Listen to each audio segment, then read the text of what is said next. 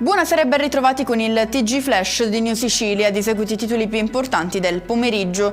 In apertura l'udienza preliminare sulla gestione dei fondi dell'assessorato regionale al turismo, condannata a 2 anni e 6 mesi di reclusione l'imprenditrice Marcella Cannariato, rinviata a giudizio invece l'esponente di Fratelli d'Italia e assessore regionale Elvira Amata.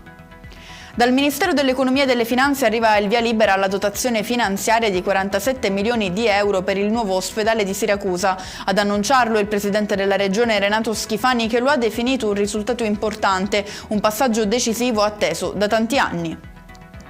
Aggredito nella villa comunale di Mazzara del Vallo, in provincia di Trapani, un ragazzo autistico, 23 anni, bloccato e derubato del suo portafoglio durante una passeggiata. La Sicilia diventa protagonista all'interno di programmi televisivi, radiofonici e digitali in tutti i canali e piattaforme RAI. A stabilirlo una convenzione firmata dal presidente della regione Schifani e dall'amministratore delegato di RAICOM Giuseppe Sergio Santo. L'accordo riguarda il biennio 2026-2027.